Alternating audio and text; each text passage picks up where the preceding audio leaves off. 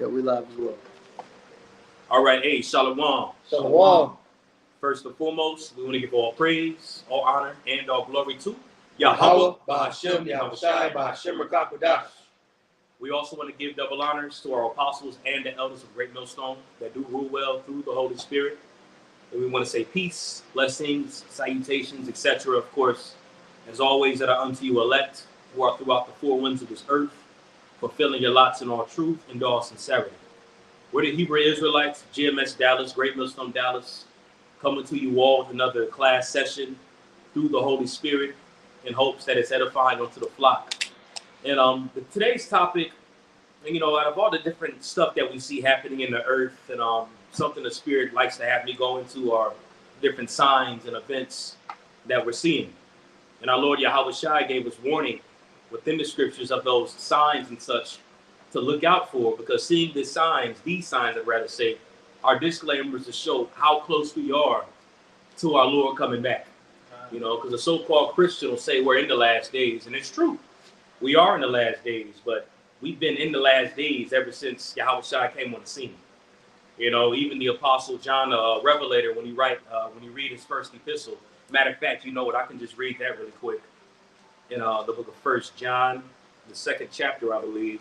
Can I get one for you? God, that's the best one. You got it. Yeah, this is just one quick one. This is St. Matthew 24 and 14. It says, "And this gospel of the kingdom shall be preached in all the world for a witness unto all nations, and then shall the end come." Because you was talking about how we can measure when the end is coming. Now that the word, the gospel has been spread, throughout the four corners of the earth, that's a major indication or a token that we're in the end times that the prophets of old spoke about. God. That's right. Beautifully put. And I'm looking. Yeah. Okay. You got it. No. Just going into many anti-messiahs shall come in that day. Let's see. I'm trying. 18. The water. Yeah. 2 and 18. Yes, sir. First John chapter 2, verse 18. Little children, it is the last time. Now, and if I may, he said it is the last time. And when he's going into the last time, he's talking about the time frame that he was in. And this was roughly about 2,000 years ago. So it just goes to show you how close we are to the end. Because when Yahweh Shai came on the scene, and we don't got to get it, but even prophetically in Revelation, the 12th chapter, it goes into, the beast having 7 heads and 10 horns. It goes into the woman, and I'm pretty sure, especially you newer brothers, y'all should be aware of that breakdown, because y'all had to break it down to get here. So it goes into the nativity and birth of our Lord Yahweh Shai, but it signifies that to the time period of the final beast. You can read about it in Daniel the 7th chapter. So when you go into the time frame of the fourth beast, in Daniel chapter 7, that right there shows you that is the start of the end. So we've been in the last days for 2,000 odd rough years. So I was walking the earth. That was kind of the beginning. That was the beginning of the last days. That's That's right. right. As the Apostle John said right here, little children, it is the last time. That fourth beast that Daniel talked about in Daniel 2. That's right. That's right. That's why we say we're in the last days of the last days. Yep. That's it. Now we're at the tail end of the last days. Yeah. Which is why our fear of the Lord should really be heightened more than ever. And even as it was written in Baruch, going into how we went astray from the Lord and how we should seek the Lord 10 times more, since we see that we only have but a few mere nanomilliseconds to the very end. So this lesson is going to be held on conduct, mindset, but also too the focus in and narrow in on how close we actually are. So if those that are listening, of course, those that are taking heed, if you're doubting in your spirit, or if you're feeling unfervent or whatever, just use these times that we're in right now and see what's happening in the earth as motivation to build your faith. Because we're right here at the very end. It's a reason why there's so many crazy things happening on the earth. It's a reason why shit's getting more tacky. You can't even look on the back of ingredients without getting disappointed and frowning. When I look at the ingredients now, I'll be like, fuck. It's a lot more ingredients than it was 10 years ago. So if you look at this time that we're in according to the flesh, it's like, ain't gonna be nothing else left. But if you read it within the lens of hope, that should motivate you and gear you to being really fervent, because we see how close we are to the end. You got it, Elder. Shalom, bro. Yeah, just First John chapter 2, verse 18. Little children, it is the last time. And as ye have heard that Antichrist or anti-Messiah shall come, even now are there many anti-Messiahs. And what's that going into? Because in Christianity, we came to think that it was going to be one guy that was led with the Antichrist that was going to come and identify himself as the Messiah. Right. Now, we obviously know the start of that goes into Esau, Edom, his rulership, you know, him setting up a beast system and having the whole world to wonder after the beast system that we see right now. So in these last days, there are many anti-messiahs, just as there was a way in the days of, you know, John the Revelator, when he wrote this epistle. You had the ancient Romans that were in power. And even the Apostle Paul talked about the one that was coming whose workings were after Satan. And then the times it was going to be existent, well, that's going into the Roman Empire, which is the empire of Idumea, in a sense. You know, so that's another indicator to show you as well that in the days of the Apostle John, Yahushua, the rest of them, that was the last days because Esau was in rule. You know, but for Israel too, the kingdom of heaven. That's right. That's right. You know, the Roman Empire pretty much, which is America's an extension, of course. So that's right. Beautifully put. And also how it had to be a falling away that even had to happen. You know, Satan had to be bound in prison, just as the prophecy said. And then he had to be let loose for what's called a short season, as you read about that in Revelation. So during this short season, there's a lot that's been happening. And a few things that are going to happen that's left that are going to change the whole tipping point in the fashion of the world right now, if that made sense how I was worded. Okay? You got a point, Tazama? Well, I have a precept real quick. Okay.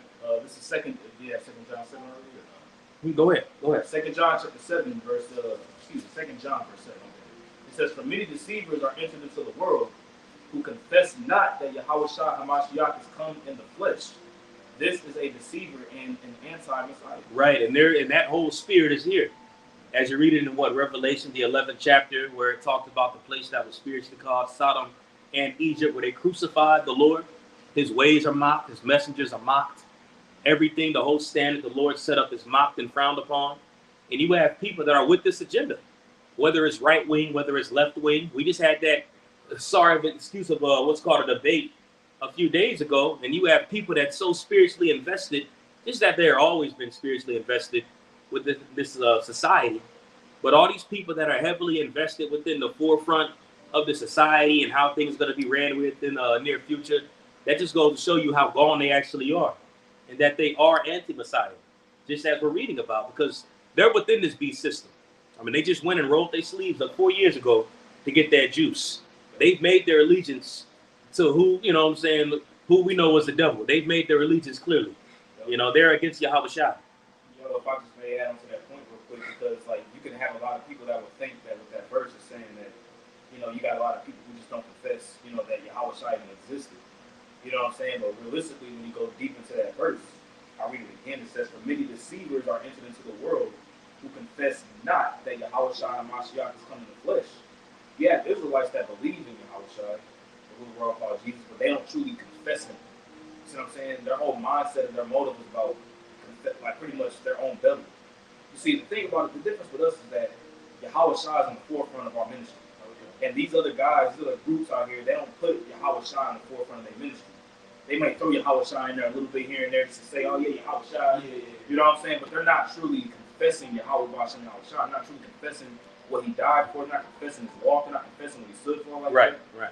You see what I'm saying? And with that makes a major difference in who is telling the truth and who truly is a deceiver. That's right. They're not ashamed of Yahushua, like the humility and the stead that he will come in. They want to be exalted on this side. But he gonna be ashamed of them too. You know, with everything when he's being glorified. You know. When you don't exalt Yahushua, what you end up doing is making it seem like you could do it yourself. All right. So a lot of them, they move in a way to where they're saying as though we don't need Yahushua. Right. That's what you're saying when you say keep the law perfect. You don't need that sacrifice. That's right. You see. That's right. It's all a do as thou wilt doctrine at the end of the day, in one way, form, or fashion. And ultimately, just as Yahushua said in John 8:44, you know, they follow after their father, the devil. As he does, he was alive from the beginning. They're following that same stead because they are within the vibration of this system. You know, Esau tells you to jump. Jake says how far. Not even just Jake, but the rest of the world. You know, and again, we saw that 4 years ago. You know, the nigga said, put that mask on them gloves and And Jake, you know, looking like Patrick from the episode of SpongeBob when he had the suds. You know what I'm saying? They had the gloves on, the mask. And, you know, I still work with Jake that's like that to this day. Yeah, me too. You know? I'm like, damn, bro. Too bad. I told her, there's a lady in my job. Too bad. Yeah, bro. Face all time. It's so bad that they in the car by themselves. Yeah. Mm-hmm. Like, there's no one in there. You in the car? By yourself with the windows up and you got your mask on. That's wild right there. Mm-hmm. That's really programming. When you That's know that. programming. God, That's it. That's crazy. Mm-hmm. Absolutely. Go ahead, bro. About the show. Back in 1 John chapter 2, verse 18.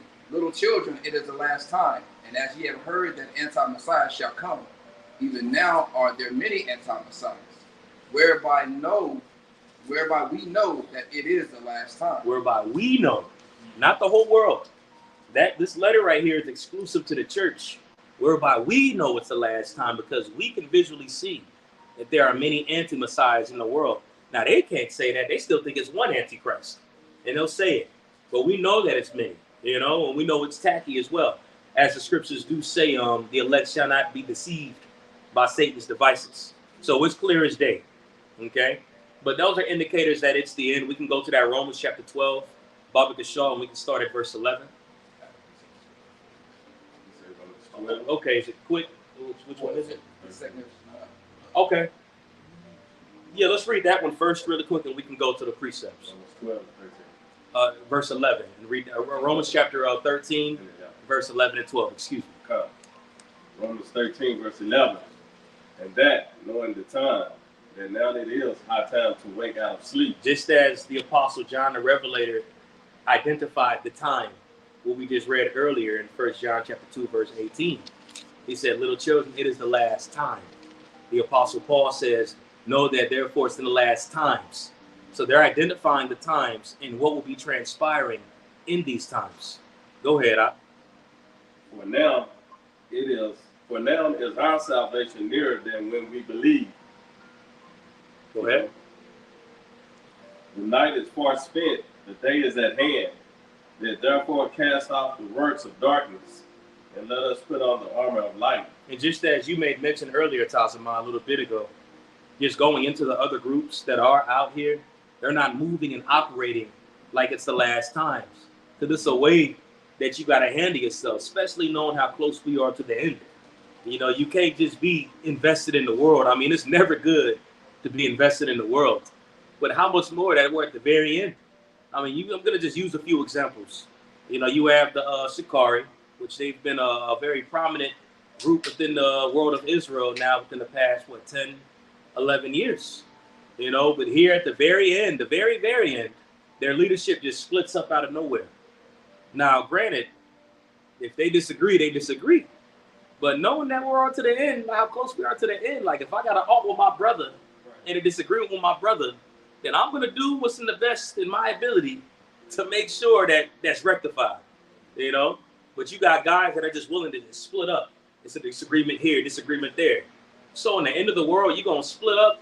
And not only did they split up, but they started a whole new name brand, a whole new group, all these different theatrics that's tied to it. You know, you have, what's his name? Tazariak. They're on the No Jumper podcast. You know, a lot of these groups sitting down with known heathen, by the way. And these are guys that are hell-bent on the law. The law this, the law that. And they'll even go above and say that they're perfect in the law.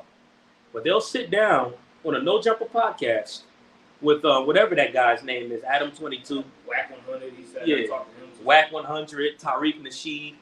Now, if you're perfect in the law, and you know that we're at the very end, you would have definitely considered that wasn't the wisest thing to do, because according to the law, that was a crucial violation of the law. Because you ain't supposed to sit down with the heathen, as the scriptures say. I'm about to get that for 2 Corinthians 6. Yeah, I mean, that's cool. You can get it. You know, it ain't, a big deal if it's brought out or not. You know what I'm saying? But just, these are indicators in your mind, like with us being believers, we know what we're supposed to do and we're not supposed to do. Romans chapter 2 goes into even the members in our body so that we still keep the law to the best of our ability. Right. But you got Jake that's just all out, don't give a damn. Willy-nilly, if you can hold, actually, Matthew 13, to him that hath not shall be taken away. Yeah, We can go into that one right there. But you got guys that aren't moving like we're at the very end. Just as the scripture the brother just brought out in Romans chapter 13, verses 11 and 12, it went on to casting off the darkness and putting on the light and such. And seeing where we're at, you should be quick to do it. As the scriptures say, you should throw it away like it's a menstruous rag. And you got brothers that are coming in just as we came in, just as elder brothers that came in, that were really quick to put off the world. Jake stopped getting lineups. Brothers used to have dreadlocks. I used to have that bullshit in my head. That's something that I plucked out, because we know the grave importance of serving the Lord, and how can I put it here? If you show forth that you're that eager to cut off the world and cut off those things, like, it's going to come with a great reward, bro. You know what I'm saying? You got Jake, especially in these other camps, that can't even stop themselves from getting a lineup. Jake's still popping their wives on the Sabbath, and they pushing all this stuff. They're pushing it. They're saying that they're doing it. They hell-bent on the law. Exactly. They're hell-bent on the law. And the thing is, closer at the end, let's say, for example, it's lawful, which we know it's not. You should still be kind of like, man, I don't know, man. You should have that thought in the back of your mind, at least, like, ew, this kind of yucky. Let me just stay away from it just in case. And you got Jake that's not even in that spirit. They don't have all bases covered, and they think they do, but they really don't. That's the whole purpose of us needing to have a shot. That's it. There's no way possible in so many aspects that we could perform the duties of that law, that whole covenant, pretty much. That's right, bro, because he covers all those bases that we can't cover. That we don't even know exist by, like what they would call in the church sins of omission. Right. Things that we ain't even intended to do, but we just do it just because, for one, we're in this sinful flesh.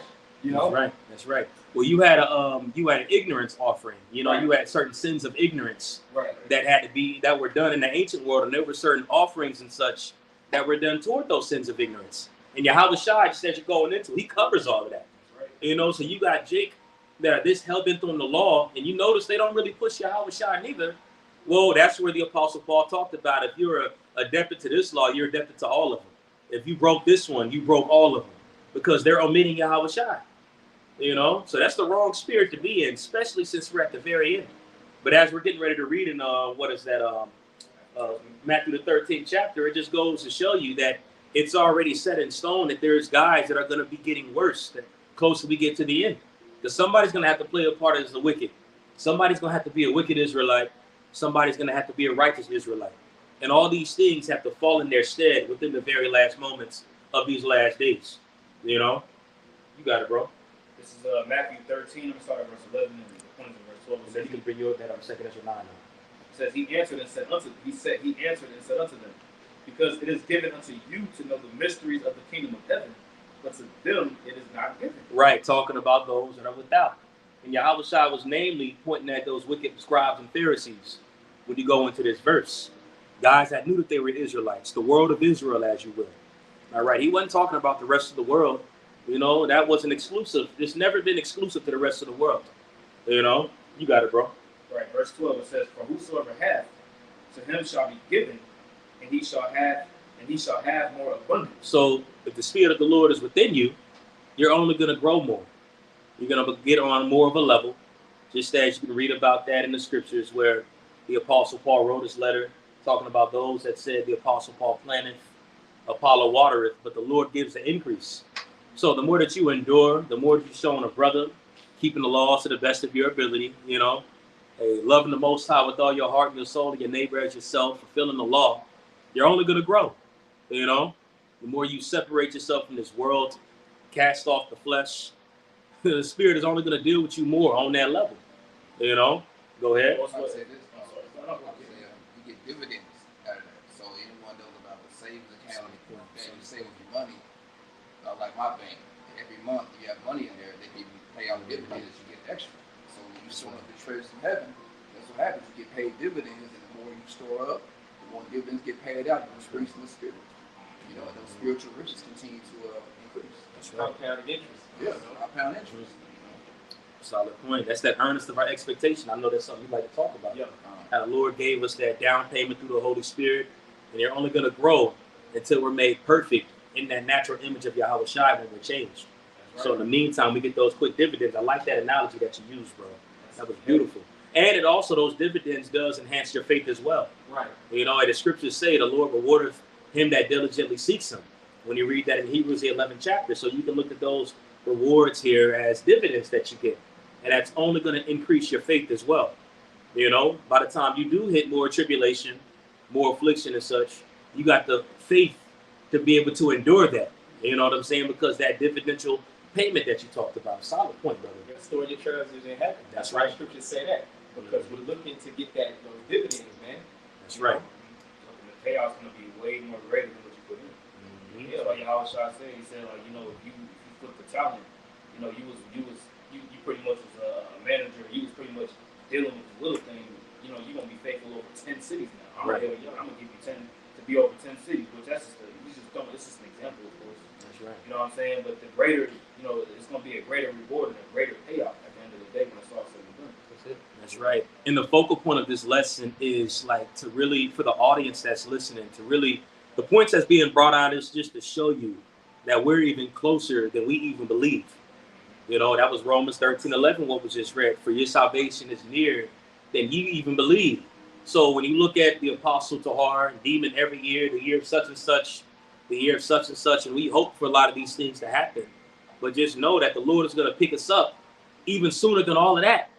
You have a mindset, Lord, I hope the Lord comes back soon. Well, just know the Lord is going to come back sooner than that, right, according to what the Apostle Paul wrote in Romans 13, the 13th chapter. Did you have something you was holding, brother? I was finishing up the verse. Okay, cool. Matthew 13:12, it says, for whosoever hath, to him shall be given, and he shall have more abundance.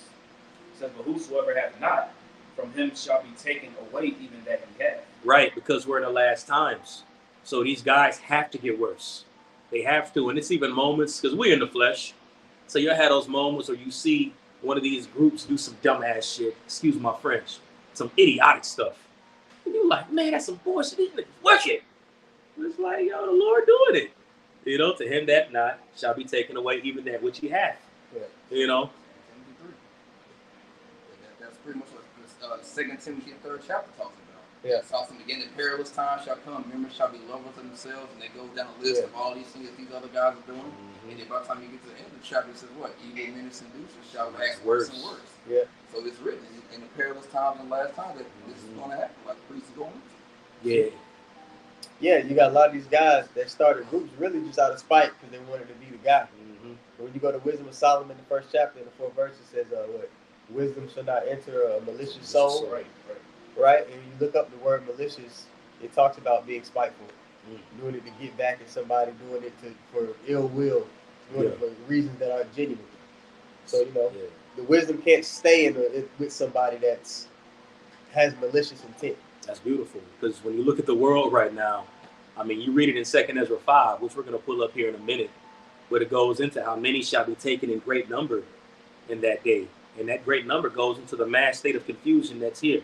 And it goes into the state of the world. I like that 2 Timothy 3 that was just brought out because it mentions the perilous times. And it gives all the examples of the spirits that's on people that leads up to the perilous times. So wisdom's not going to enter into that. Yeah. And it shows you that wisdom is only dealing with a certain group of people, because everybody else that's out here were programmed to be perilous, programmed to hate the Lord, hate his ways. We just read earlier as the Apostle John gave that indicator, look, we're in the last times. Don't you see all these anti-messiahs floating around? Come on now, man. And that's only for us to get, because the rest of the world, they're still looking, to get their full payout of their 401k in 15 years. Which if it goes on 15 years, that's the Lord's timing. But the way these prophecies look at it probably ain't going to happen that way. But you got a so-called Christian that'll say, I can't wait to see my golden years. Happy birthday. And in their happy birthday song, that little ad-lib in many more, we ain't looking for that shit, bro. According to biblical prophecy, it's a wrap, And the Bible is so detailed that it even identifies how close we actually are, which is the focal point of this lesson. These signs that were written up here weren't just willy-nilly, just for no reason. Those signs that are written there are for us, and we have the eyes to be able to see it. As you read it in, I believe that's in Matthew 13 as well, or Matthew 15. Correct me if I'm wrong, but it talks about how there's many great men, many kings. Matthew 13, the water. Many great men that desire to see the things that we see. It's actually further down. Well, let's go on and read it. That's the spirit. Like, as you read down and he goes into it. It says, Matthew 13, in verse 16, it says, I'm starting verse 16, 17, it says, but blessed are your eyes, for they see, and your ears, for they hear. For verily I say unto you, that many prophets and righteous men have desired to see those things which ye see, and have not seen them, and to hear those things which ye hear, and have not heard them. So he said all this to that small cluster of brothers that he pulled to the side. Because remember, the first question that was posed was, why are you speaking to them in parables? Right. And he says, because it is known unto, it is given unto you to know the mysteries of the kingdom of heaven, but unto them it is not given. Right. So he further expounds on, look, y'all are blessed. To him that hath shall be given more abundance. To him that hath not shall be taken away. And by the way, many great men desire to see the things that you brothers see. You know, so just as Yahweh Shai was speaking to that small group of brothers, those remnant that were there present, it's the same thing that applies to us. You know, so he's telling them personally, like, look, man, the stuff that y'all getting ready to see, a lot of great people gonna desire to see it, and they can't even see it. You know, so just goes to show you how blessed we actually are.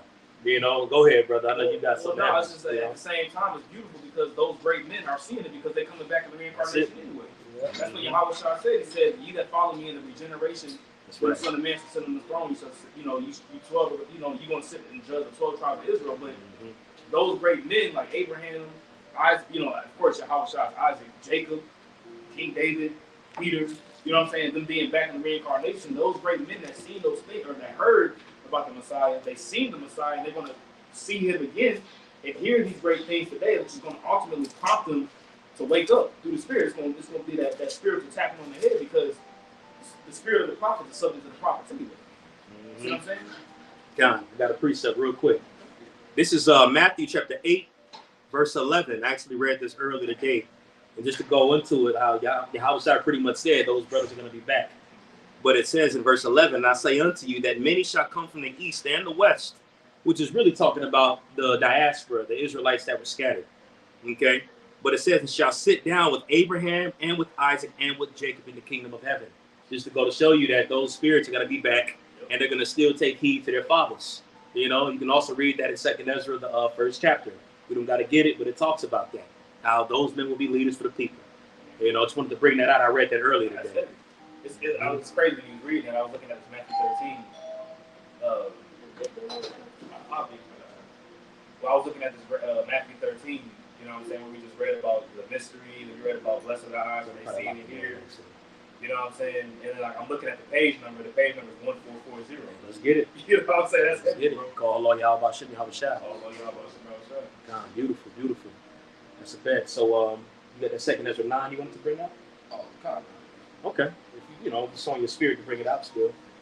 Yeah, God, bring it up. Just backing up the times that were in the signs. 2nd Ezra chapter 9, verse 1. He answered me then and said, measure thou the time diligently in itself, which when we talk about these other Israelite camps that aren't paying attention, they're not measuring the time. They're still focused on filling their bellies and doing what they want to do. Okay?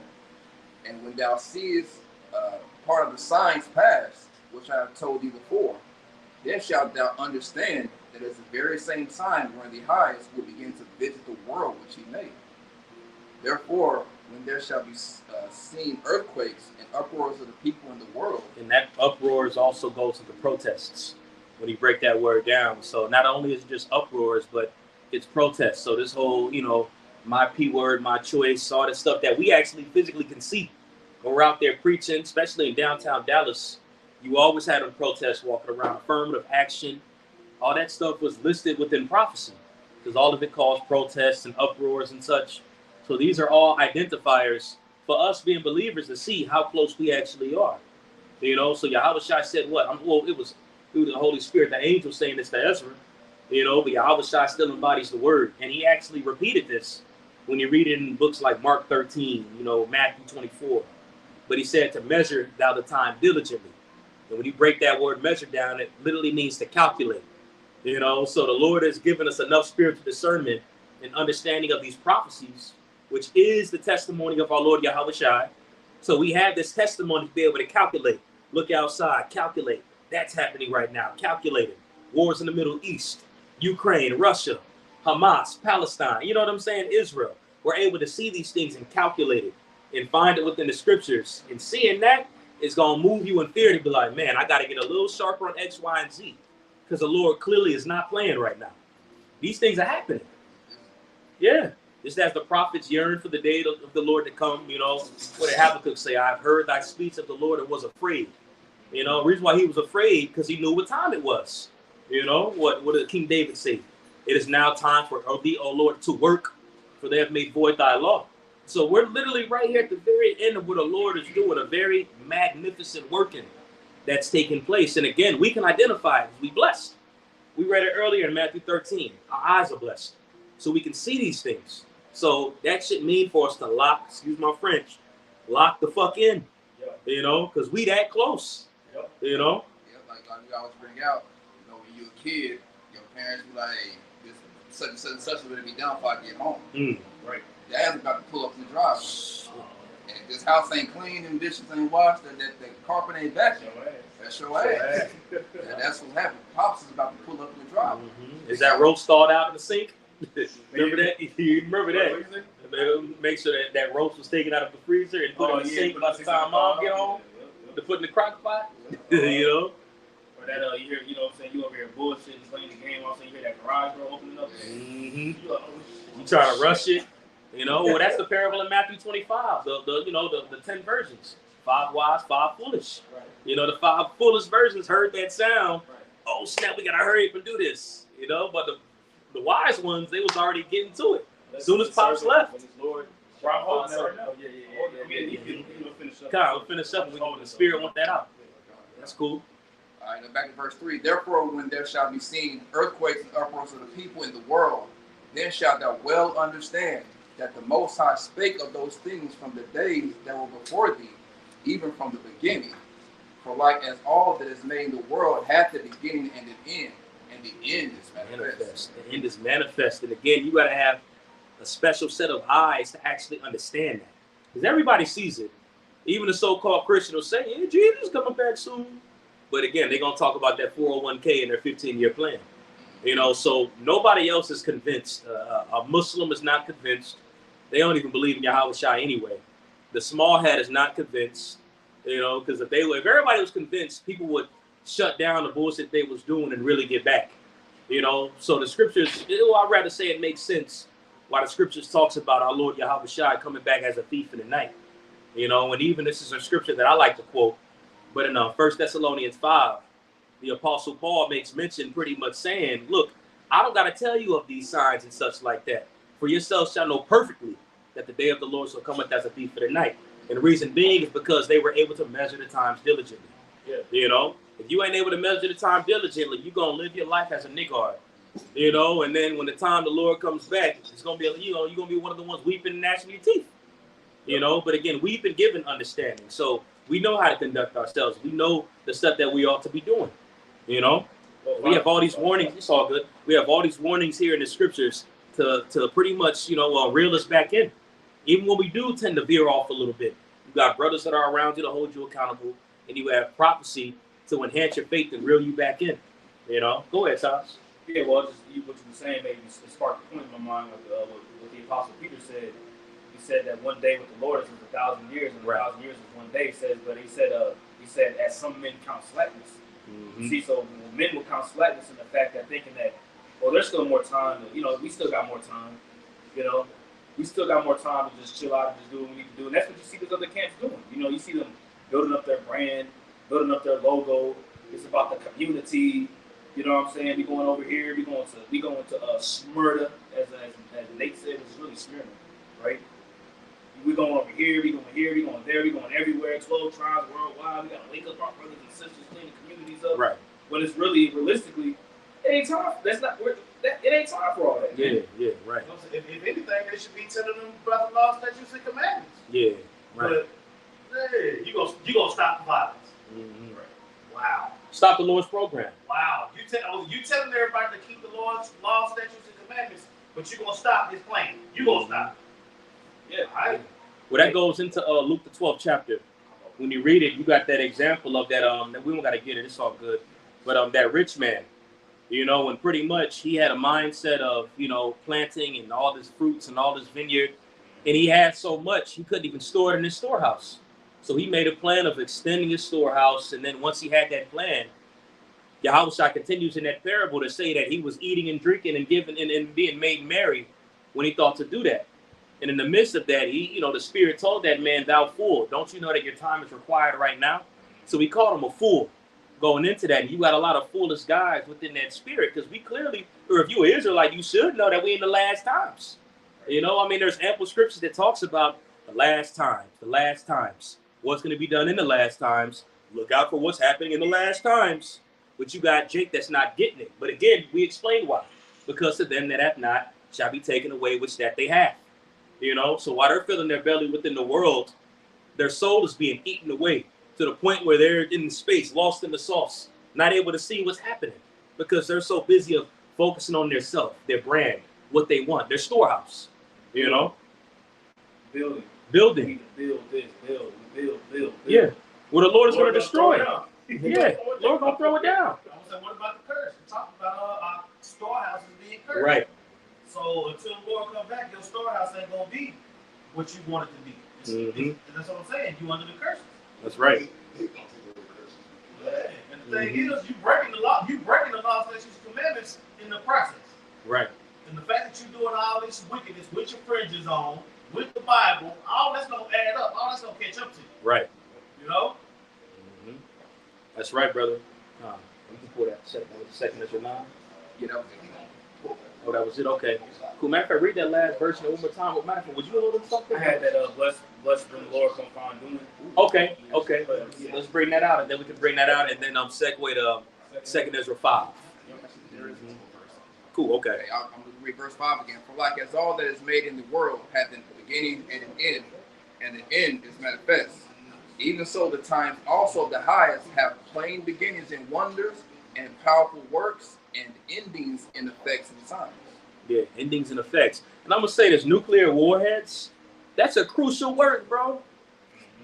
Never ever existed in history. Right. So crucial that it was talked about way before, thousands of years prior.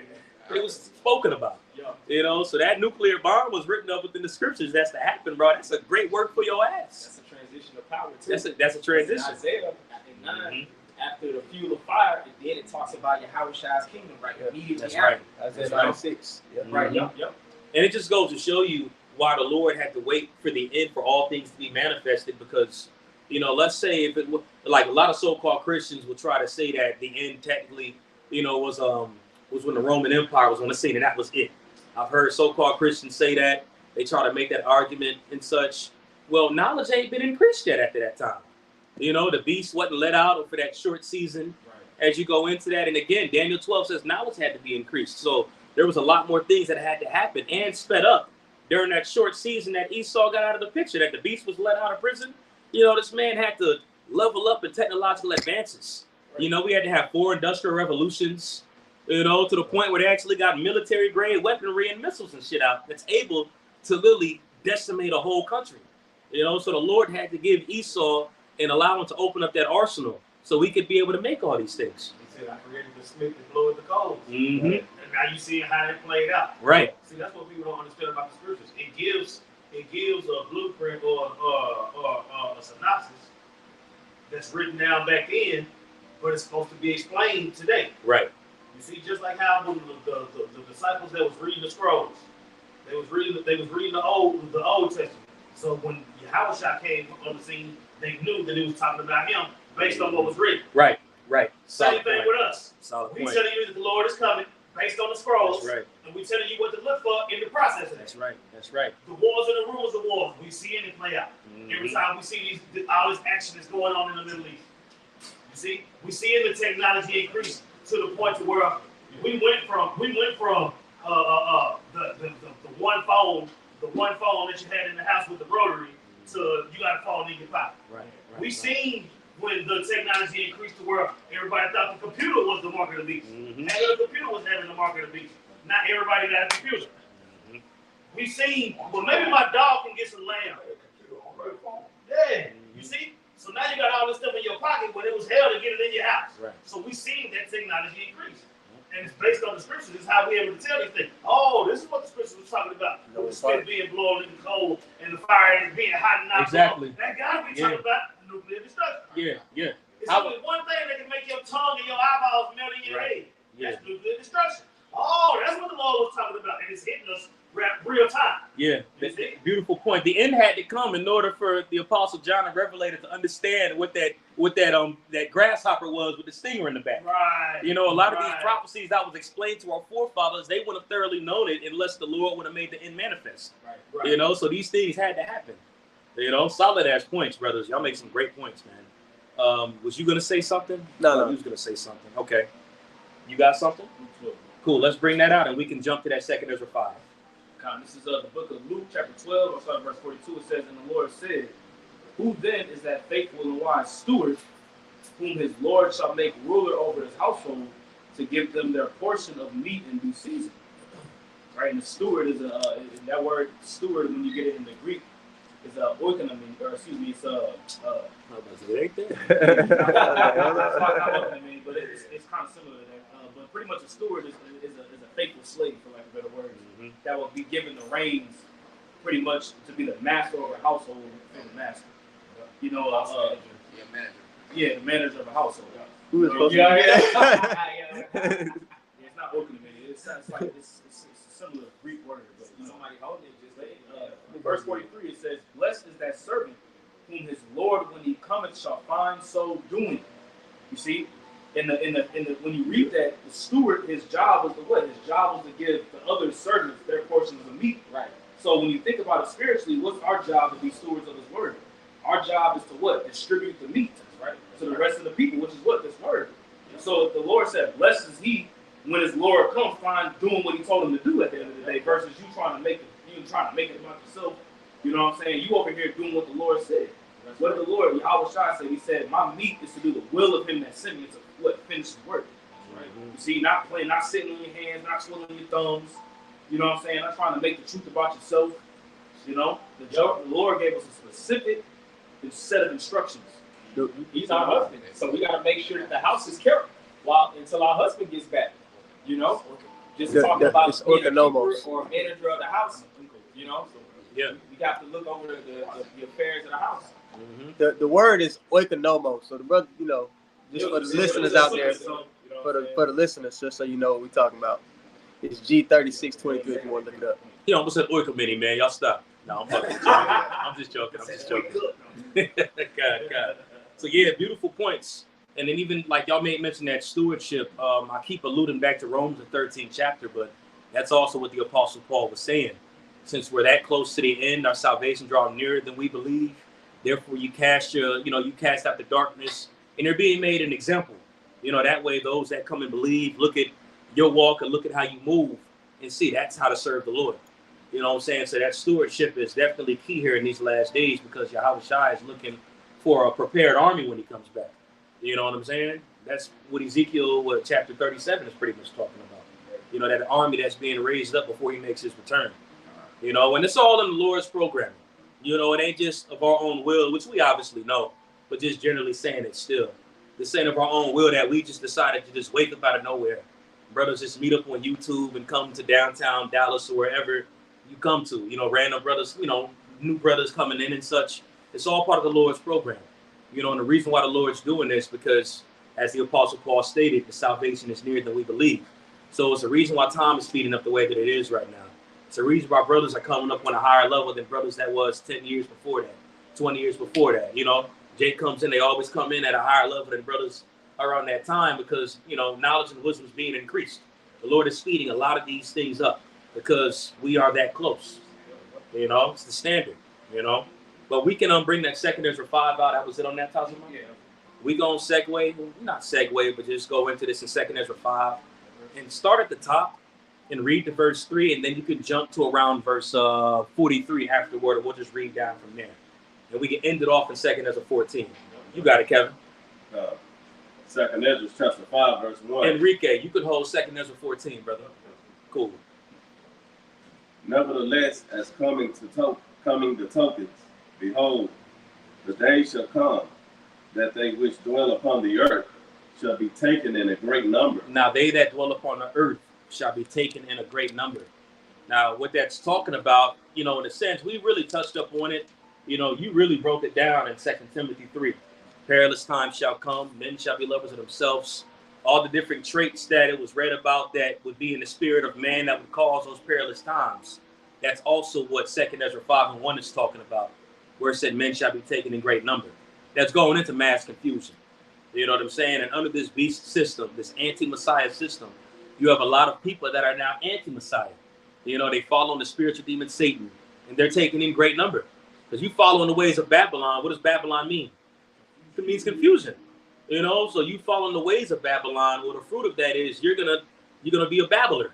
You know what I'm saying? You're gonna have that same confusion that's pushed within Babylon and also the different nations that are aligned with Babylon. So as the scriptures say, many shall be taken in great number. Mass hysteria, mass delusion, mass confusion. That's what that's talking about. And that is going to segue to a destructive end. You know what I'm saying? The kingdom divided itself shall not stand. You know, all these are fruits to an unsuccessful kingdom. You know? They're blinded by the God of this world. That's all I was going to add. So like, you say it again? They're blinded by the God of this world, like it says in 2 Corinthians. That's why our gospel is hid to them. That's right. You know, which is that the God of this world is what? Satan. You know? So ultimately, that's why he's going to have to die. That's right. That's it.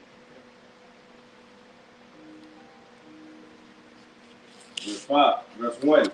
Nevertheless, as coming the tokens, behold, the days shall come that they will which dwell upon earth shall be taken in a great number, and the way of truth shall be hidden. There you go, right there, to show you what's confusing, because it says right afterwards, the way of truth shall be hidden.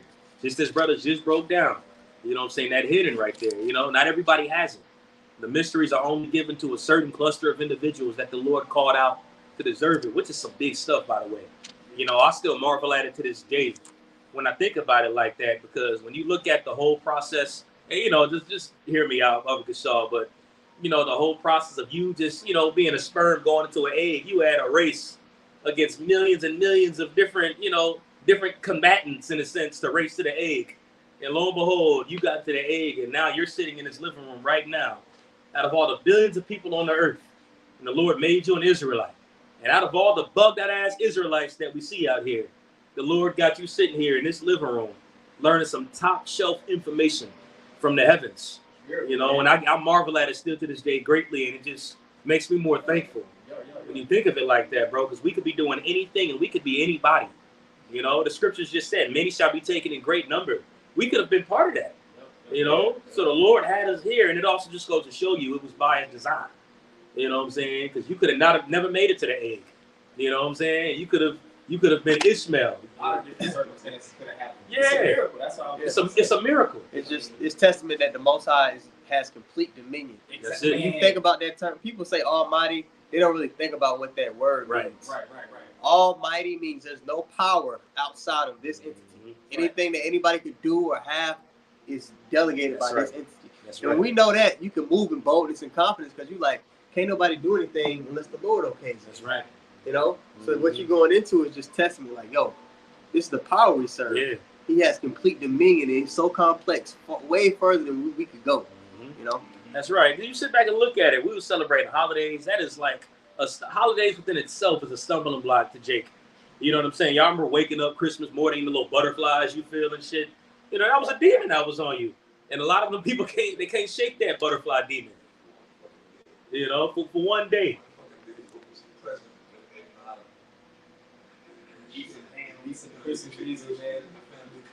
Yeah. It's just a party.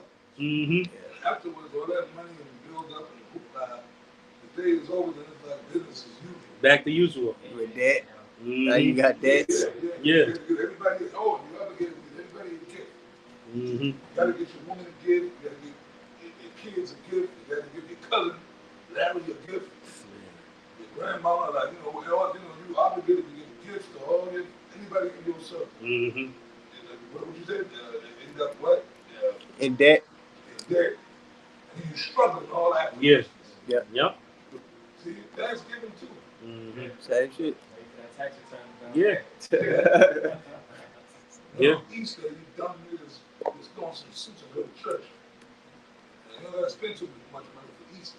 Right. You know, they're subject to all these demonic things of the world. Right? That's right. Valentine's Day, you gotta do something special with the old lady. Right? Yeah, man, what you said is true, bro. The Lord got brothers in the right truth.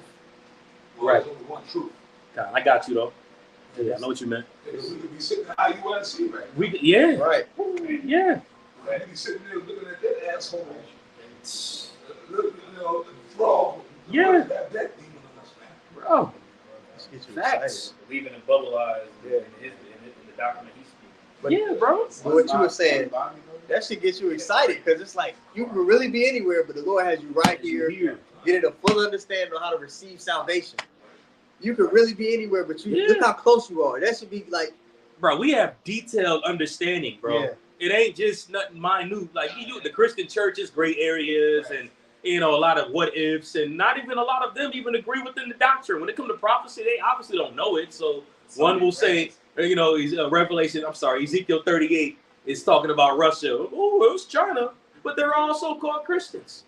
So we've been given a thorough, definitive understanding, detail. Reincarnation. You don't understand reincarnation. Yeah. A lot of things in the scriptures, it's just not going to make sense. Right. Especially concerning prophecy.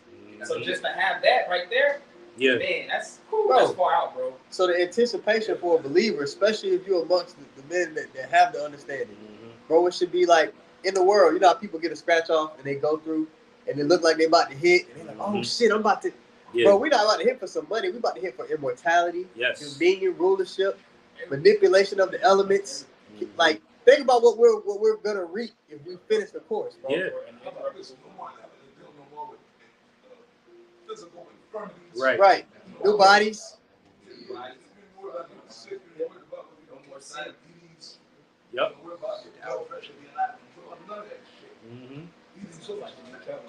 Right. That's right. That's right. Because that's the type of shit that comes with this world that we're in right now, especially since we're closer at the end, which is exactly what this chapter is going to take, say, through the Spirit. But it's just going to show you, what chaos and what chaos has led to, So, yeah, what verse did you leave off on? He was reading. Oh, I'm sorry. You was I'm sorry.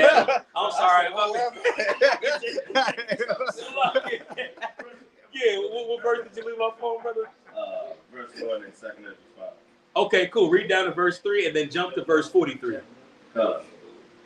And the land shall be barren of faith. Verse 2. But iniquity shall be increased above that which now thou seest, and that thou hast heard long ago. Read that again. Slide. But iniquity shall be increased above that which now There you thou go. seest. Salaka, really quick. It says iniquity shall be increased. All right. So there's a great number that's going to be taken. The land is going to be very barren of faith, because faith is a gift that's only given to a small group of people. And then it says iniquity shall abound. You can also find that in Matthew 24. He says, for what? The wickedness shall abound and the love of many shall wax cold. And when you go into that word iniquity in that verse, I believe that word in the Greek is anamonia, if I'm not mistaken. I believe it's anamonia in the Greek. And that actually goes to the complete lawlessness and chaos, those perilous times, as the brother went into earlier. So he's going to go into, I keep almost pointing to you, but as the brother continues to read, he goes into the age of the earth in a sense. And it talks about how it was designed for the earth to wax old and the spirit to wax more corrupt as the earth is waxing old. And things are way more corrupt now versus ever. I believe it's Proverbs 29 and 14. It says, when iniquity shall increase, transgression shall increase also. You know what I'm saying? So wickedness is increased beyond what even we could have imagined 10 years ago. Right. Because we knew things were going to get bad in the future, but now that we're sitting here in the future, whoa, this shit's got a lot more worse than I could even think to fathom. You know what I'm saying? And then just to know as well that it's even going to get worse than that. We got to remember, the scripture identifies this place being like the Sodom and Gomorrah back in the ancient world, and that was top-level elite witchcraft that was happening. Remember the earth was flooded, but it was the Lord that flooded the earth in the ancient world. That was a big deal. He only saved 8 souls, and he explains what was happening in the earth in those days. And what do Yahweh say? The same thing that was happening in the days of Noah shall be happening right now, where people are giving into marriage, marrying, eating and drinking, that party and bullshit lifestyle. Surfeiting, as is written of in Luke. It's even mentioned in Luke 21, much perplexity in that day, which goes into confusion. God, Apostle. Party and bullshit. They got the songs like that. Party and bullshit. Yep. So that these people, like, in their mind, but we understand it. We look at it like, you're born, right? You go to school, you grow up, you get a job, you're a slave, top, and then that's just life. Putting, partying, bullshit. You know what I'm saying? Going, partying, drinking, partying, oh, boys, that's it. Girls. And then you grow old. When you get old, you can't party no more. Right. You get to a certain age, the partying shit is played out. But then people are looking at you like, hey, motherfucker, you 50, 70 years old, man. I mean, you know, even older people party, but you know what I mean? Yeah, absolutely. I know what you're talking about. That young shit. That young shit. You get up to your 50s, you might still party. You go to a bar, right? Or you have a gathering, get together in your crib, you know, like grown folk shit. Right. As we call it, grown folk shit. You know what I mean? With all that party, the real party, the clubs, you know, like jumping around and chasing bitches. But that's life, and then you grow old and your ass drop dead. So what did you do?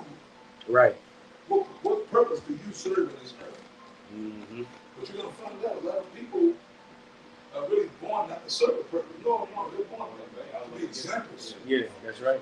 That's right. Well, yeah, Apostle, as the scriptures say in 2 Ezra 9:22, it says, "Let the go ahead." Second Ezra chapter 9, verse 22. It says, "Let the multitude perish then, which was born in vain, and let my grace, and let my grape be kept in my plant. For with great labor have I made it perfect." So they're born in vain. They have no meaning to their life. You know. Actually, they do. Oh yeah, right. Me myself, be burned up. What I said, no, the purpose is to die. Right. To be examples. That's right. That's right. To be examples of people like us. You see, this is what happens when you're not serving the Lord. You're right. You die a horrible death. That's right. If I can back you up, Apostle, so in a movie, you have extras in the movie. Like when you see all those end-time movies, you got people that are just running the streets getting hit by shit. You gotta have those characters in the Lord's movie. You can't just be the main character and the antagonist. So these most of these people, they're just like they're the background characters. That's right. That's right. And that was a slip of the tongue. Yeah, extras. That was a slip of the tongue for me saying they have no meaning. You know what I'm saying? Because they got to be made as a ransom. Yeah. No, I was just correcting myself, but I said it before you said it. So I said, let me stand corrected. Go. What brother said it, that's a perfect analogy.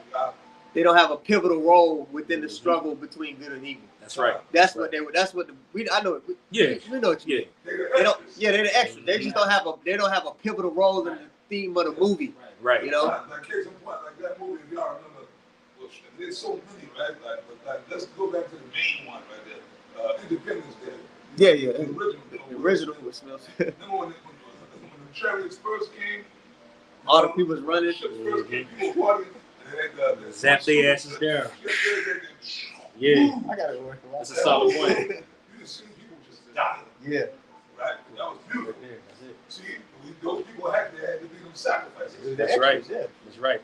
And I noticed a pattern of some of y'all might have seen it. Like I see clips on social media and stuff.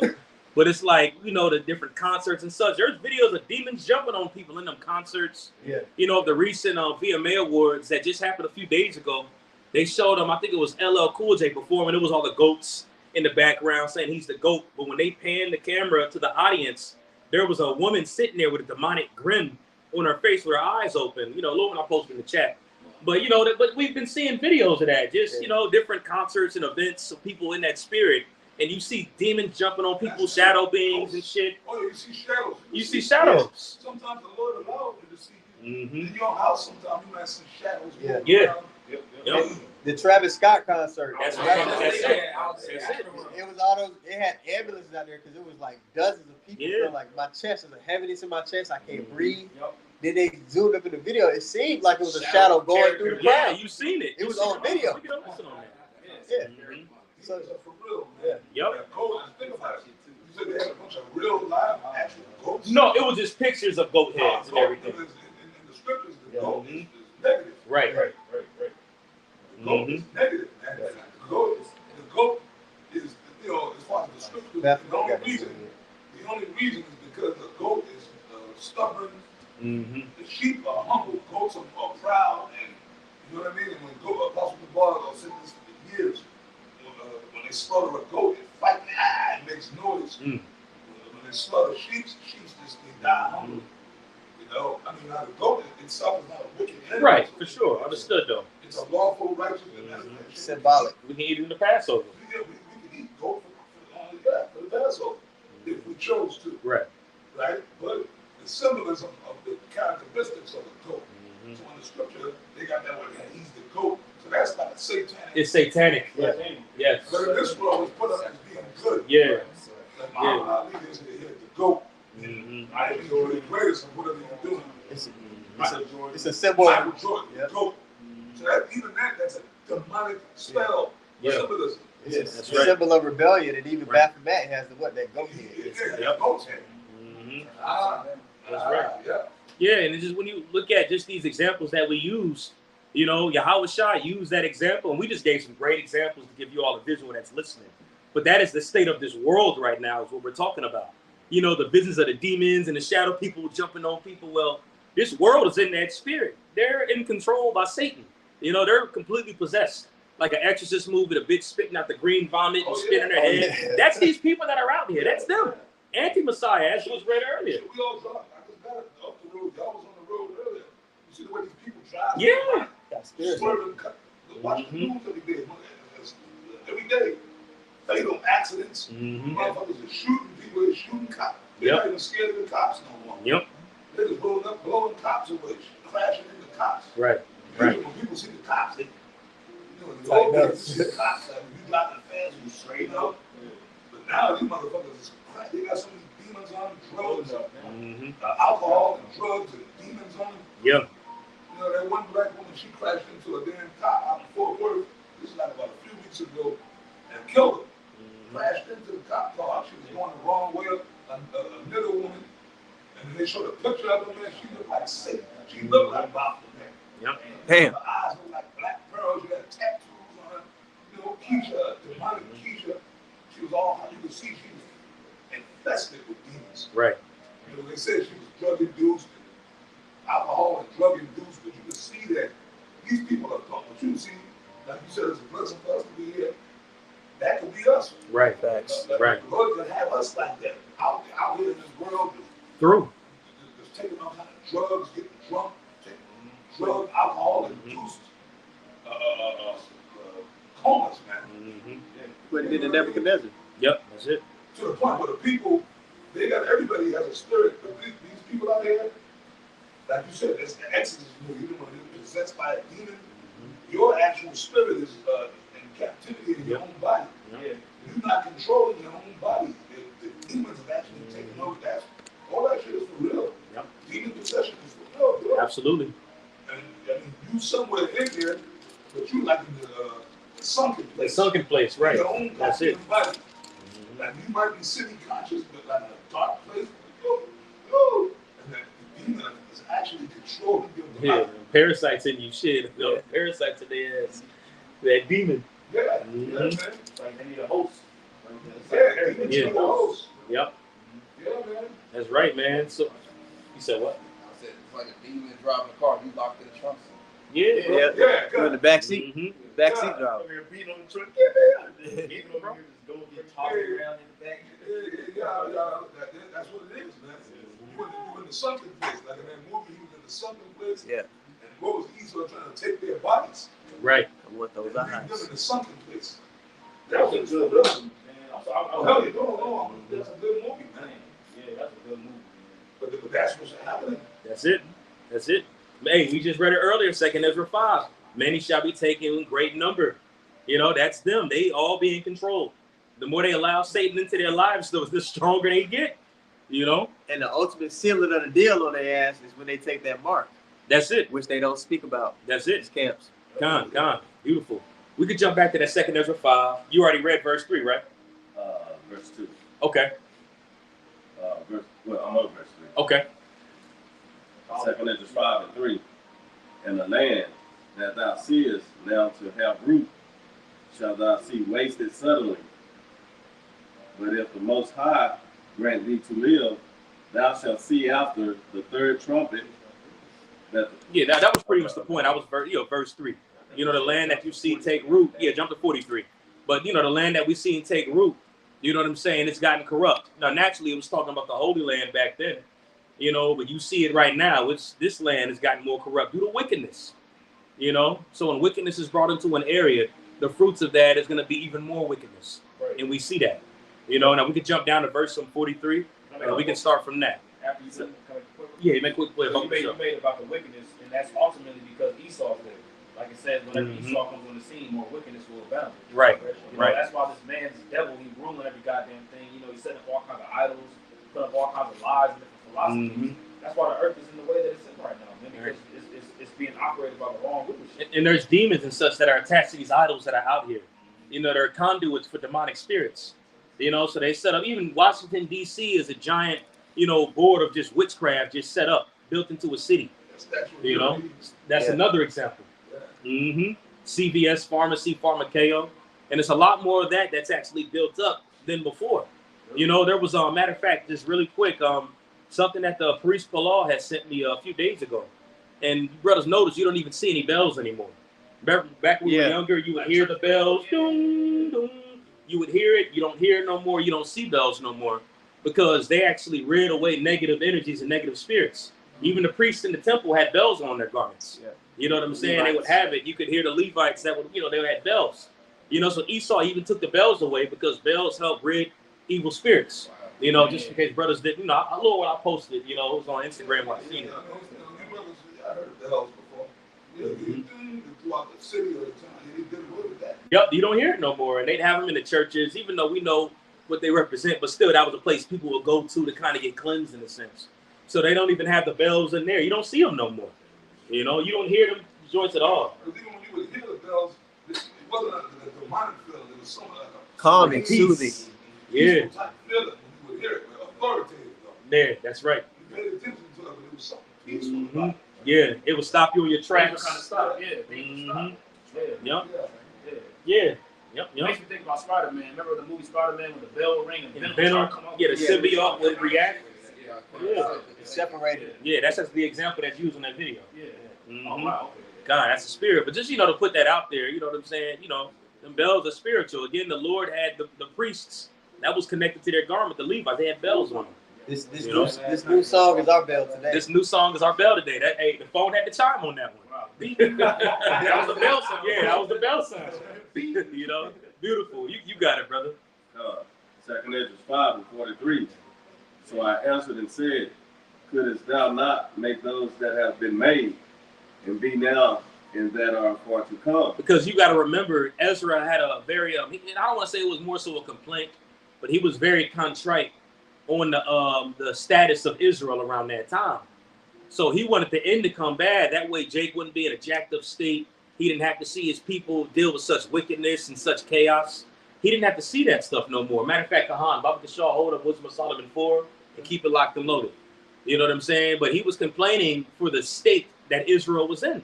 So he's asking, Lord, can you just allow all these things to happen at the same time? That way you can bring the end. You know, and that obviously wasn't a wicked thought. You know, I mean, there's a very righteous man that's giving his plea. You know, but the Lord had to pretty much educate Ezra on things that had to happen in their times. You know, which is what we're talking about as we're reading this. You know, you got something you're gonna say? Yeah, you gotta remember, Ezra see all the, you see the crack, you see everything. So you see all that, it made him sick in the scriptures. It made him sick. So of course he was gonna plead like, hey man, is there another way this could go down? You know, so he wasn't being wicked for asking that question. You know? Yeah, because you know you gotta think about it, man. Ezra was part of that group of exiles that came out of Babylon over to the land of Israel. So he's seen Jake in a low, horrible state. And then he's seen Jake in the spirit of trying when they were building and such. You know, he's seen them trying, but they were still through.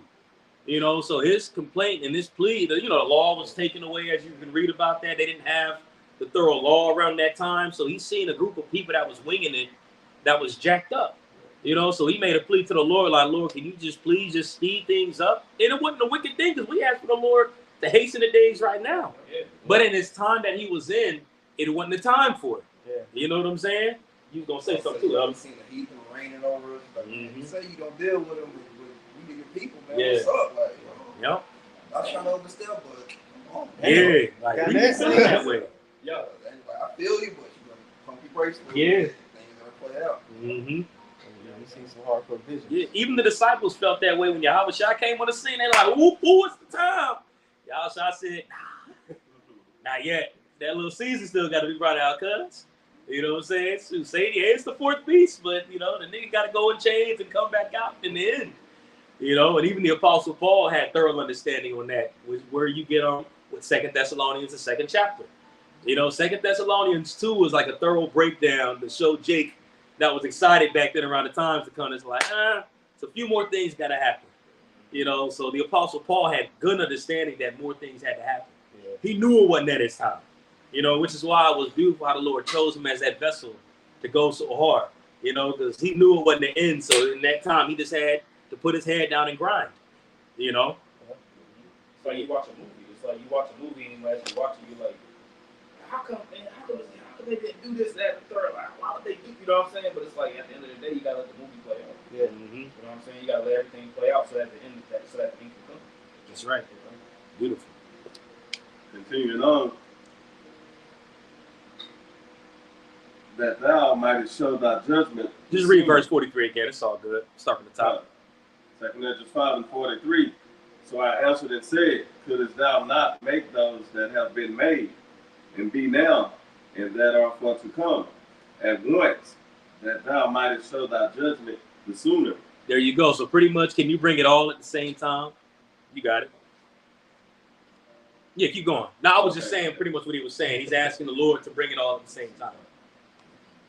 Verse 44, then answered he me, and said, the creature may not haste above the maker, neither may the world hold them at once that shall be created therein. Because again, we really explained it thoroughly earlier. You know, the end had to be manifest.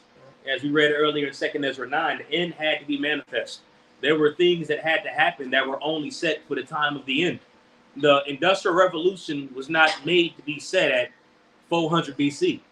You know what I'm saying? It wasn't made to be around that time. The Industrial Revolution was made to start at 18th century AD. Yeah. You know what I'm saying? You know, the Celtics, the Vikings and such had to have their time when they were fighting against the Anglo-Saxons during the 9th and the 10th century. That way that, you know, the English words in the Bible, the English Bible that we have could be placed in there at their times. So when you can go into all this history in the past, and it was set for that design time. You know what I'm saying? Because prophecies were set for those times. The little season was already written about prior to this. You know what I'm saying? Daniel 7 was written prior to 2 Ezra 5. You know what I'm saying? So it had to play out.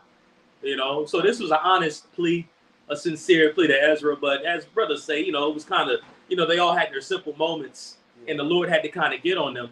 But it came from a righteous place. You know, Jake was just ready to see the kingdom, man. He's hastening the day, just as we are. You know, but at the same time, it's that balance of understanding. And it makes sense why it was also worded, look, even Yahushua don't know the hour nor the day, save the Father that's in heaven, the Heavenly Father. You know, so these prophecies and such have to play out the way that they are designed to play out. You know, and again, we had to be here. We were there back then. Reincarnation, as brother said, had to be thoroughly taught and brought out. We had to experience all these kingdoms too, and these captivities. You know, so the Lord had to systematically do it in his time, and it's all set up in his algorithm. Okay? That's what the angel told Ezra in the previous chapter 4. Right. The number of seeds have to be filled in. That's it. That's the spirit. But he was still pushing, but he's like, bro, you got to come back a certain amount of times, and then set measure. Set measure. It's like the year 2000 prophecy. Right. Like the Lord didn't bring the end in the year 2000, even though the apostles were pushing for it. You know what I'm saying? Because they wanted the end. Right. But if that would have happened, none of us would be standing here right now. You see what I'm saying? But that prophecy that Yahushua said that they shall seek the day of the Lord, and that they ain't right. See it, that had to be fulfilled. That's right. And it had to be fulfilled a few times. Yeah. You know, you had Jake that wanted the end when Yahushua came. You don't think Jake wanted the end of the days of the Apostle Paul? A lot of these brothers wanted the end. They knew about the fourth beast that was to come up and rule. They had an idea it was the Roman Empire. But more things had to happen.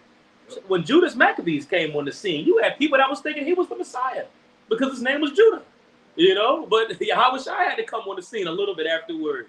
You know what I'm saying? So, you know, you had times in history where Jake was ready, but it wasn't the Lord's timing, you know. But now we're like, it's the Lord's timing right now where we at, you know. Another example. What slave trade that totally fall and go into captivity, and that's it was prophecy. That had to happen. You know, back then they didn't want to land in Jerusalem. You guys gonna go to another captivity of these same crackers again. Put on boats and brought across the ocean. You know what I mean? Solid point. To a whole other part of the world that y'all didn't even know about. You know? Yeah. So would the earth really be able to withstand all these events that brothers are mentioning happening at the same time? Hell no. You know what I'm saying? All that happened in the same World War I, II, and III. Like it wouldn't. Like no, the earth needed some time to kind of recalibrate and rebalance back. You know, it couldn't happen all at the same time. You know, and plus too, it wasn't written to happen all at the same time. It had to be designed for a certain said measure, as it was quoted earlier. Man, y'all bringing out some good ass points, man. You know, Baba Gashaw, unless brothers had any more points, anything. Second Ezra 5, yes sir. Yeah, we can continue on we left off at, bro. Verse 45. And I said, as thou hast said unto thy servant, that thou which gavest life to all, hast given life at once to the creature that thou hast created. And the creature bare it, even so it might now also bear them that now be present at once. Verse 46. And he said unto me, as the womb of a woman. Now he's going to use the mother giving birth as another example. You got it? And he said unto me, as the womb of a woman, and said unto her, if thou bringest forth children, why doest thou it not together, but one after another? So he's asking a rhetorical question to Ezra, something that he has knowledge about. You know, okay, you were asking me this question about, well, can all these things happen at the same time? Well, now I want you to consider and ask the woman, hey, would you better just bury them kids at the same time? That way we don't got to have kids later. Angel cold how He's cold how he did it. And Yahweh Shai would do that all the time. Understand it too. Yeah. Something plain, Yep. you know? He would always use carnal examples. You know what I'm saying? That's what don't think. Well, we got to experience the flesh, bro. You know what I'm saying? Because we can relate to these carnal examples about what the Lord is saying spiritually. You know, so yeah, you got it, bro. Verse 46. And he said unto me, ask the womb of a woman, and say unto her, if thou bringest forth children, why doest thou it not together? She look at you like you was crazy. Have all the kids at the same time. The woman's gonna be like, man, what are you talking about? Shoot, they ready to squeeze your hand off after one giving birth to one child. You know, you got it. But one after another, pray her therefore to bring forth 10 children at once. Go ahead. And I said, she cannot, but must do it by a distance of time. There you go. So he, after that, you know, he thoroughly understood what the angel was saying. Ah, dang, you know, that's a good point. Yeah, a woman can't have all these kids at the same time. So the Lord ain't gonna allow all these prophecies to happen at the same time. You know, they were set for their time that was designed. You know? Yeah, it is.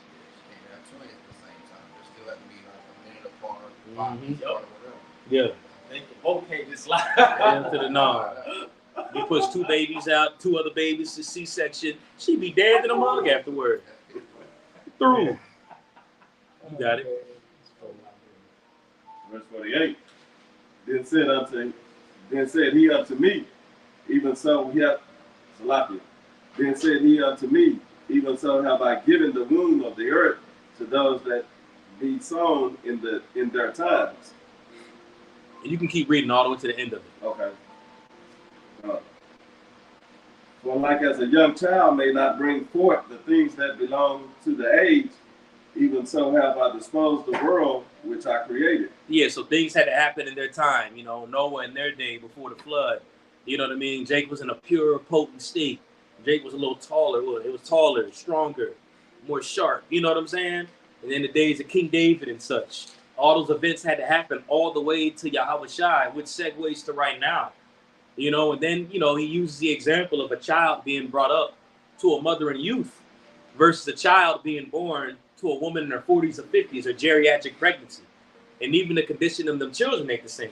You know, you got children that come out with more of a youthful parents. That child more than likely is going to be more lively, you know, be able to correlate things faster, a little more sharper. Health might be a little better. But then you have parents that might be in their 40s and 50s and have a child. That child, you know, you got certain special cases that are out there. But a lot of times the child ain't really as healthy when they come out from a union of older people.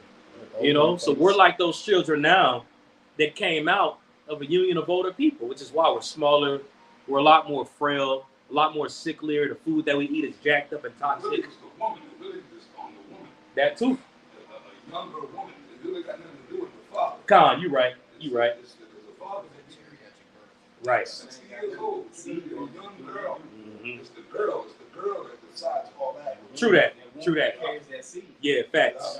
Yeah, because even Joseph was older. Yeah, the water for that. Absolutely. When it comes to childbirth, Yeah. all that falls on the woman. Con. The men are stronger than women anyway. Mm-hmm. It has nothing to do with us. Well, I'll say this: if you got a degenerate man, it has to do with degenerate DNA. Like these GMO babies. Mm-hmm. Why you think it's all crazy out here, man? These little GMO Keisha and Big Shirley running around. If you got degenerate people making these babies, so of course their kids gonna be little rock. Con, for sure. Yeah. Yeah. You know what I mean? Yeah. For real. Yeah, the water for They're that. young, Yeah. they're all young. Because these little young children popping, but they're young. The kids are still gonna be degenerates. Mm-hmm. You dig? But Con. you know, if you get somebody that's a good stock, you know, a good stock, the man, especially a woman too, the baby will come out all right, but it don't matter how old the daddy is. Right. Look, Yeah. And men could reproduce into their 80s. Yep. You know, really, men could reproduce up until they die. Up until you die, man. Like, supposedly, in this kingdom, like, you know, around, they say the average person died in the 70s or 80s. They could pop a 20-year-old girl or an 18-year-old girl, the baby gonna be fine. Especially if that man is a good stock, even though he's older. Like, that's, you know, one thing about it. But as far as health, and all of that man, they all is the woman. If you get to a, you know, like I said, an older woman, you might have problems. You're gonna have problems with an older woman, right? Yeah, man,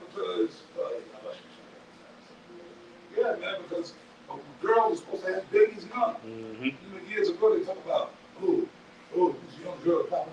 They're supposed to be popping babies out. Mm-hmm. You know what I mean? They're supposed to start popping them off from 12. I don't know if they don't call us pedophiles again, but I don't know what the scriptures say. Right. From 12 to 13, 14, that's when their bodies are the healthiest. Yeah. Yeah. That's when you want to get healthy babies. That's when they start their period. Yeah. You know, their body starts creating eggs and disposing them. They're going to pop out one baby, and then next month, they're pregnant. You understand what I'm saying? Right. Look at the old days. Families were big. Yeah. Right? 13 kids. Families, man, some people talking about, yeah, man, I had 10 brothers and 4 sisters here in the South. Especially, you know what I mean? Them Jakes was popping the woman, and that woman, they were popping them babies out. Yeah. Yeah. You know what I mean? Look at the North. Ephraim, they say Ephraim was fruitful. Mm-hmm. Poor niggas, man, come on. They large families. Mm-hmm. So them women be popping them babies out, man, like almost like taking a dump. Right? Boom. Okay. I will literally have to go again. Boom. Mm-hmm. Like you said, well, to the point, what you saying, how everything is messed up. Yeah. Yeah. The water for that too. Yeah, because that's just written over here. You know, it talks about the earth being like a woman. Yeah. You know, yeah, so the older the earth gets, like the woman, you know, the more the fruit that comes out of it is a little more docile in a sense. You know what I'm saying? Slow to register stuff. Right. You know?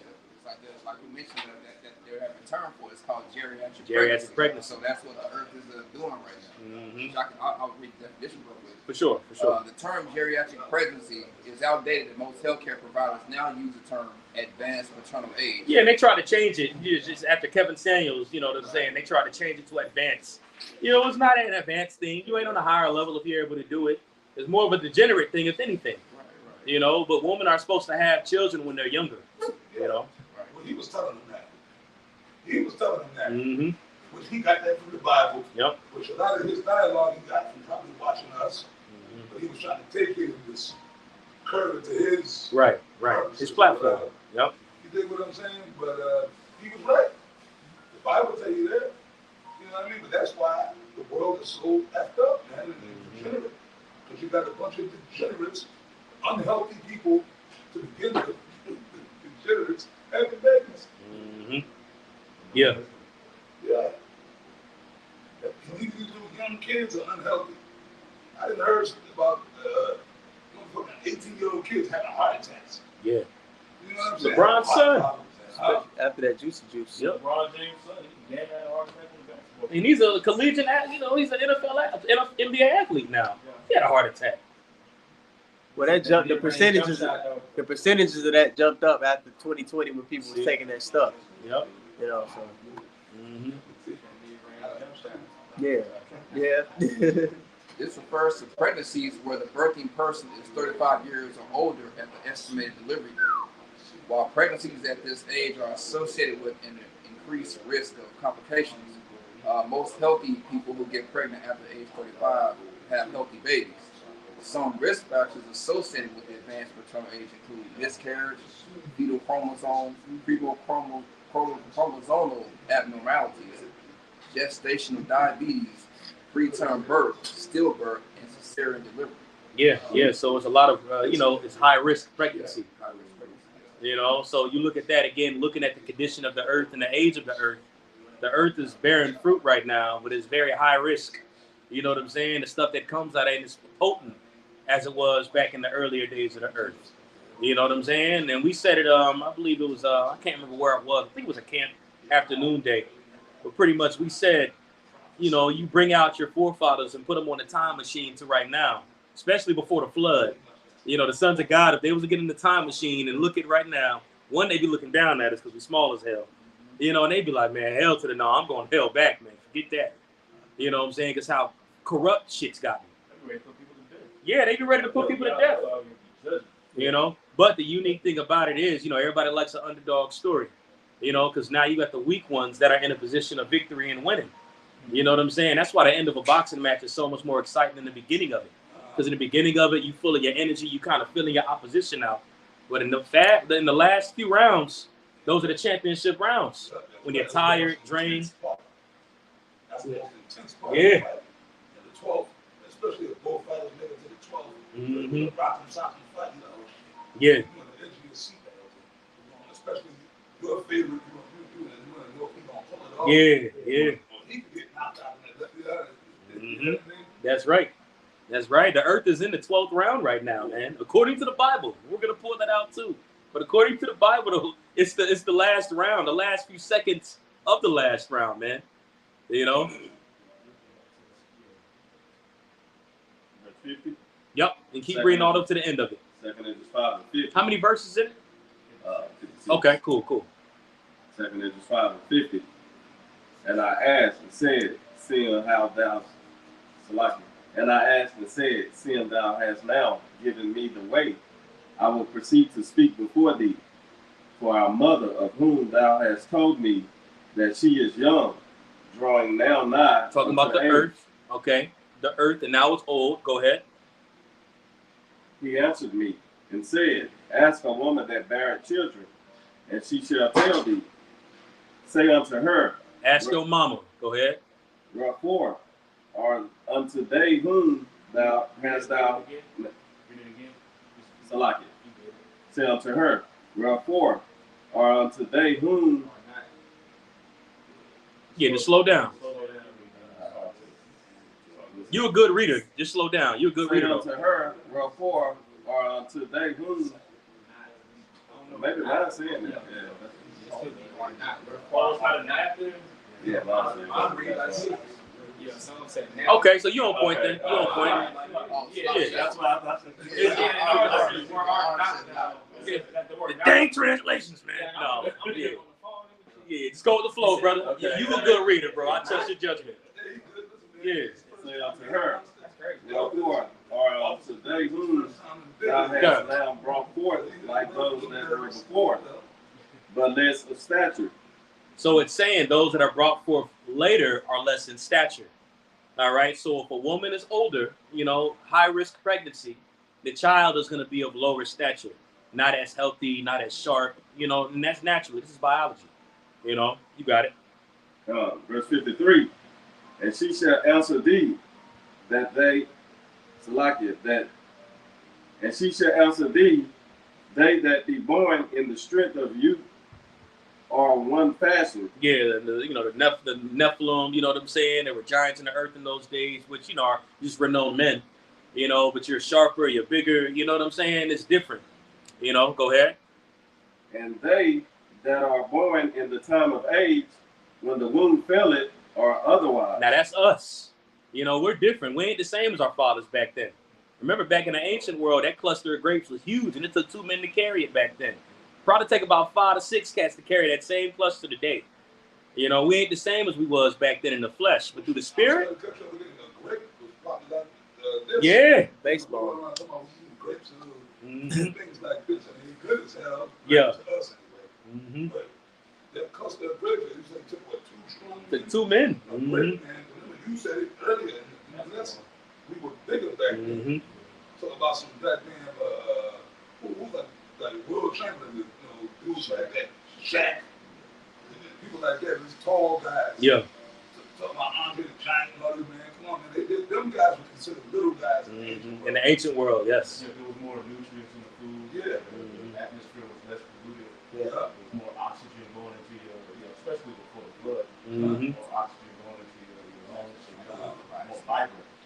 If we was in that atmosphere, we probably would be disintegrated. We got with somebody. It'd be like us being in outer space right now. Our lungs will collapse or explode. Like I said, a grape like this size, probably more than likely that was a grape. So for you to hold that grape, you hold it with 2 hands. We had to be bigger. Shit, but imagine the size of an apple. Yeah. Yeah. Man, there was a video I seen of some archaeologists, and they believe that they found pretty much the grave site of Noah's wife and everything. And, something that I seen, but it pretty much pulled up a toe bone, like the middle part of the toe bone, and that mug was the size of a fist, the size of a normal person's fist. So it was different. So they say. How would they know where she was buried? Right. They said they found the grave of Yahushua, who they call Christ. First of all, you ain't gonna. Yeah, you would find a grave. Yeah. That body was ascended. Right, exactly. That body, the Most High got that body preserved somewhere. Right. For sure. So there is no grave of the Messiah. Right. Furthermore, that was 2,000 years ago. Anybody who died back then, those bones would be dust. You right. Yeah. You right. Yeah, bones are biodegradable. You right. Yeah. Facts. Solid point. Well, right back to it. 2 Ezra 5 and 54. Consider thou therefore also how that ye are less of stature than those that were before you. So we're smaller than they were. Even the tallest guys you think of today. Victor Wembanyama, who's 7'4". He was a smaller guy compared to those in the ancient world. But it's going into like kids. Yeah. If you took Shaq and put him in the ancient world, he'd be like the size of men. He would look like he looked like him. Compared to us in here. Real talk. You took Shaq and put him, he'd be like this little brother to us. And they look at him, hey man, who's your father? What? You can transfer Shaq back. Yeah. Time of King David. Yep. Man, there was a beloved brother that had a dream that he seen. This a while ago, man. That he seen the Lord, and he said in that dream he wasn't even up to his waist. He said he might have passed by his knee a little bit, and that was a dream he had. Just to give you that visual, man. Like when we get them bodies, man, it's gonna be more of stature than it was back then. And but just to get gonna be big too. So what? Out the women. Yeah, everybody gonna be big. Yeah. It's not gonna be weird. Oh yeah. We're gonna do that. The heathen ain't gonna be on our. They're gonna be a little smaller. So walking around. Yep. You got it. 2 Ezra 5 and 55. And so are they that come after you, less than ye, as the creatures which now begin to be old. Now this was written roughly, according to Esau's, how he divides times.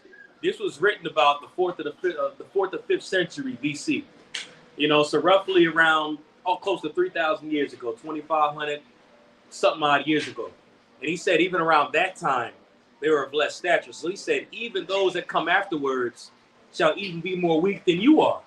So that right there is talking about us. So he's even saying Ezra back then was on a complete different level of stature, of health and everything, versus us today. Go ahead. And have passed over the strength of You only youth. got your one Bible. Then said I, 1 sec. I don't know if you remember, even you already I've been up top plenty of times. Did we ever bring the apostles and elders? Did we ever bring you up to the cloisters museum up there in New York? Go ahead. You know, it's an old medieval actual medieval castle that they trained. No, we didn't go to the cloisters. We never, all these years, we never brought the We went to DC, to the cloisters. we went to Stanford, we went to DC. Okay. I know it was what, Yale. Okay. Was it Yale we went to? Because it's wrong, we brought y'all to the But cloisters. y'all did us filming at the cloisters. Y'all filmed We there? wasn't there though. Oh, okay, okay. We wasn't there. Anyways, the Cloisters Museum is not the Bronx. It's right on the borderline. It's like that upper Manhattan. We used to speak out there. We used to go there years ago. It's an actual, from the Dark Ages, which you know that was Jake, that was us. It's an actual museum. Beautiful, awesome place. The Met is dope too. Yeah, the Met is The cool. first time we came to New York, me and Elementary. Oh yeah, We went yeah. to the Met. Oh no, the Met is bad. Yeah, the Met was dope. But the Cloisters is on another level. The cloisters is better than the Met. I'm not gonna say better, but it's different. Man. I guess it's different. When you walk in, it's an actual. We just ended off on this right here. Oh, second and 14. You gotta They said they brought it over That was somehow, brick the by point of brick, the lesson. put it right back together, and they have all the artifacts in there from the men of that time. And when you walk in this one corridor, you can tell that the people, at least the Dark Ages, they were giants then too. Yeah, they were Because tall. when you Yeah. walk in, the door is like a huge door, and there was a dresser, a fucking, like some of this dresser belonged to one of the knights or kings. They put it like this, you see, from that wall right there, from the floor to the ceiling, that was the top of the dresser. Oh, so it's massive. Yeah, and you could tell it was a dresser. Jake was tall. It was like, yo, Yeah. and they had suits of armor, and there was one suit of armor they had it behind, cases, you know how it is when you go to the museum. And the dude who had a suit of armor that was, he had little images of himself embroidered in his armor. As you can see, it was a straight up black dude with a afro. Straight up jacket. It almost looked like the image of Yahweh Shai. And that was a knight. And that was his suit of armor. You could clearly see when you go there that those were the traits. Yeah. The Met, you've been to the Met though, right? The Met. Huge, man. Oh, the weapons, their swords, You would love their battle axes.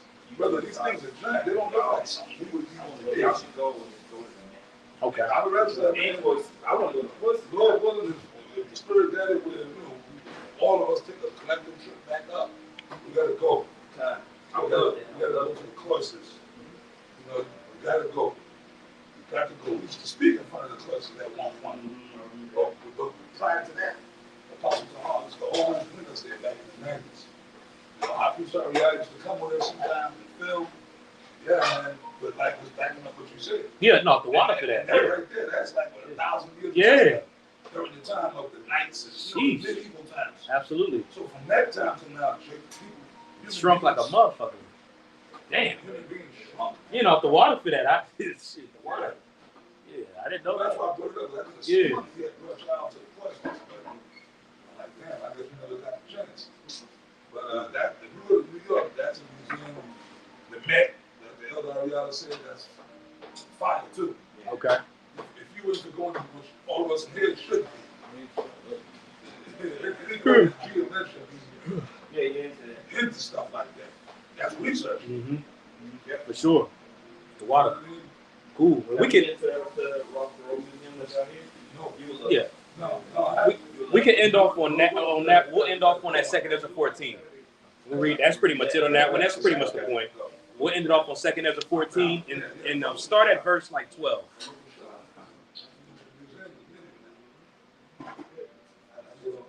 Second Ezra, chapter 14, verse 12.